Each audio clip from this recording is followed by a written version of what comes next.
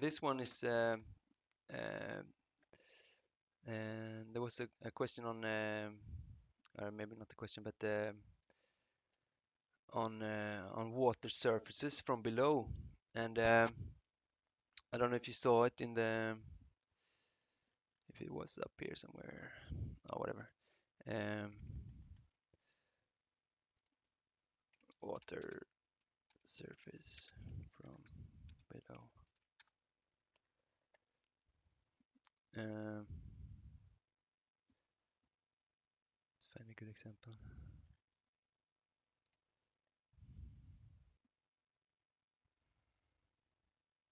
Yeah, like this one. Excuse me.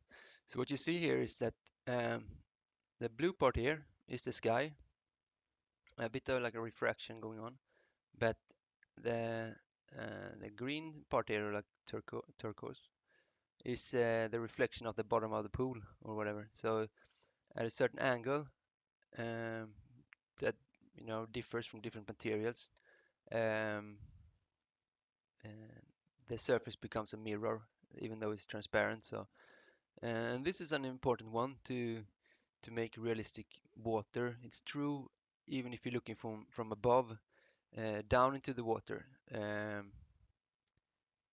But it's not as obvious since usually it's light is above, so if you look up it's very clear, but if you look down it might not be so clear. That's why if you have like Polaroid sunglasses that remove reflections, you can looking down into the water because you don't get this mirror. You remove a lot of the light rays that are reflected on the surface. um, so to make this, there's a node called, I think it's French, and called Fresnel actually, and they're pronounced without the S, but I'm not 100%, but I think so. Let's make it unlit for now.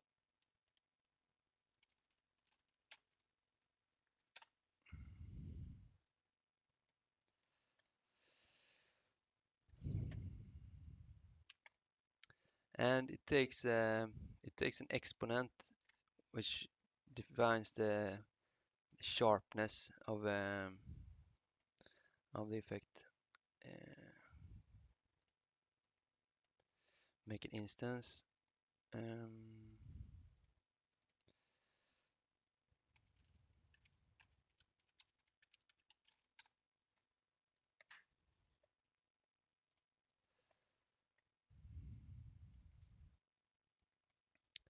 So here you can see, like, from any angle I go, what happens is that I get white where it's facing away, and I get this gray. I think it's black. I think it's auto exposure that's happening. Um, do do do. But anyway, you get darker color facing you. We can make a switch out of this one too. Um,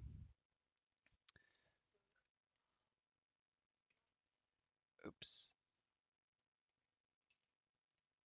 So just show the effect. So if you get a higher exponent, you get a sharper edge. And I use this a lot, especially if I do like subsurface or like inside the body kind of stuff. I use this a lot for opacity, and um, I can show that quickly. Um,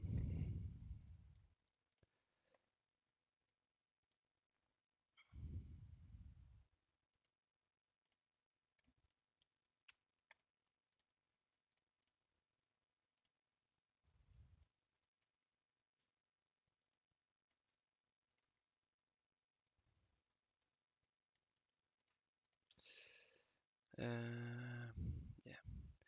A lot of times I always plug, not always, but a lot of times I plug in the like opacity stuff into both opacity and opacity mask, because sometimes when you're very dependent on depth sorting to work right, you need to do a masked surface instead of a translucent one, because masked surface is actually hard, like opaque pixels mixed with non-existing or discarded pixels. so you get like hard, real sea depth values. How did you make that split? I just double clicked on the line and then I drag out a new one from that one. And you can also use Alt click Okay. to remove them. Very useful. And that works in blueprints too. Just double click the lines and you get the reroute node. Um, and I mean, it's very important to keep your work tidy because I mean, if you even for yourself, I mean, a lot of times if you make a messy shader or a blueprint and come back like even a few weeks later, you can't read it. You can't even follow where it starts. So I mean, I always try to be tidy, really tidy. Sometimes when you work, it's okay to be kind of dirty and messy, but when it works, uh, clean it up before you leave it.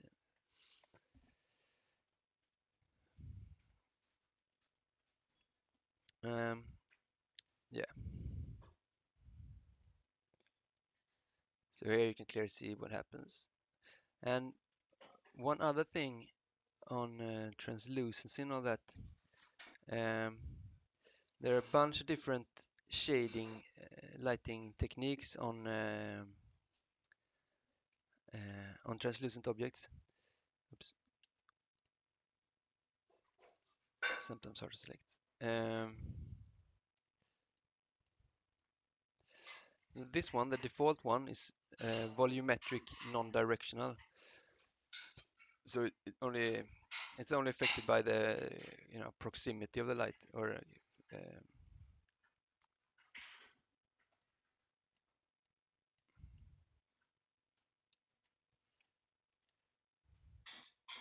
so it's no directionality. It's only like if you're close to the light, you get light, and if you're not, you get dark. Um, and this, I believe, is the fastest one. Um, Next one, volumetric directional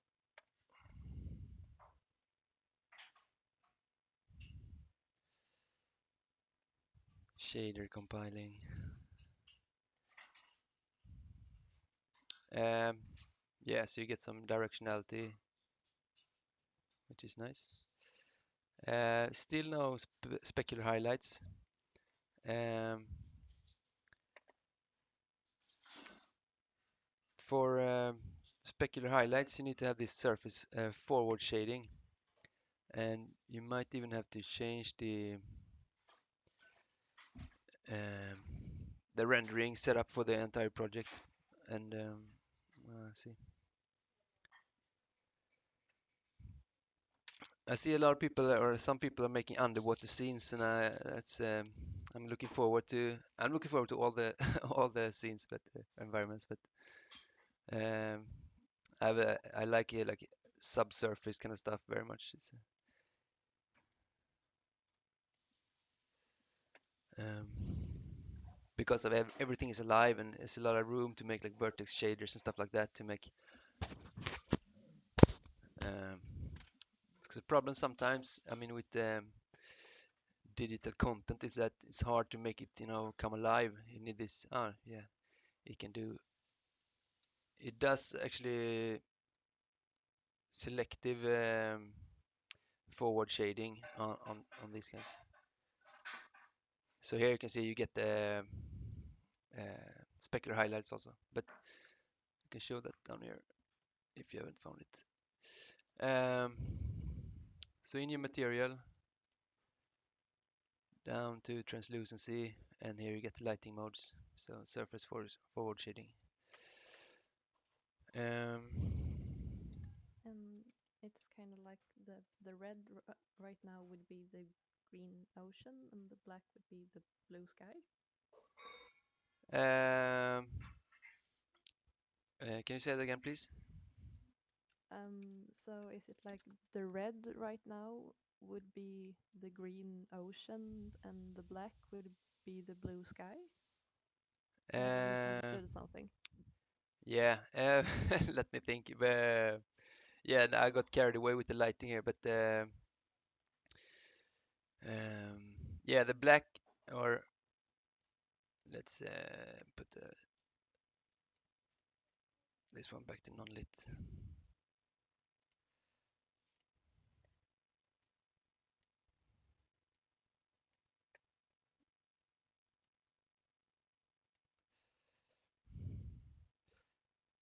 I mean, you can always make a switch go like either way, but for this one, um, the black would be the transparent part, and the white would be where reflection takes over, makes an opaque, like a non-translucent, yeah, non-translucent surface.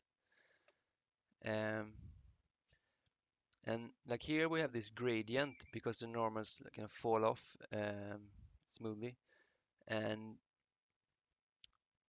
what I used yesterday to make like a sharp edge that becomes completely sharp is use the round, like it's rounding the number to either 0 or 1 depending on if it's over or below zero point 0.5. So round caps lock.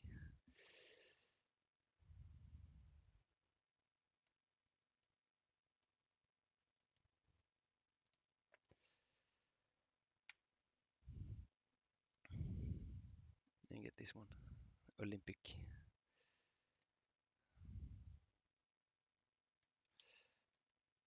And it's view dependent, of course. I mean, uh, there's a lot of places where these kind of setups are useful. I mean, this one could be like a 3D UI or something. Is it possible to invert that as well? Yeah, of course. Oh. -1 and a 1 minus is the way to invert 0 to 1 numbers in in math. So it has a preset node for that. So 1 minus is just like a subtract node with 1 minus, but they made it for you, probably optimized. So it's good, when you make shaders, like in blueprinting or programming, you learn that you shouldn't put too much stuff on the tick because it happens every frame. Um, when you make the shaders, um, everything happens every frame for every pixel. So it becomes shaders is a huge part. You don't want to make slow shaders because and if you're making like a mobile game, maybe you get less pixels. Um, because the scaling, if you get even a large screen or anything, the fill rate is the pixel, the fragment shader. Also, like the pixel in shading is a lot of times called fragment for some reason also. Um, and the vertex shader is, once every frame for every vertex. So yeah, and if you go into this, like, there's a huge number of things you can do to optimize. For instance, I heard that for like if you multiply numbers, if you do like power, you can do like 4 multiplies instead, which is a little faster. Then it gets slower, but I don't know. That's just tech. Could Uh, you use that to make outlines for something? yeah, I mean they have an outline. You can easily do outlines in post processing, Yeah. and for most situations, I believe that would be like more functional. But I mean, this does an outline, but it's purely based on the normal, so it doesn't respect. Um, and you could never make it like outside the object because it's still just shading the triangles of the mesh. Yeah, exactly. But I can definitely do some cool like outline-like effects. Um, um, yeah. Also, yeah, I'm thinking I'm gonna leave the shaders here if you don't have any questions on that.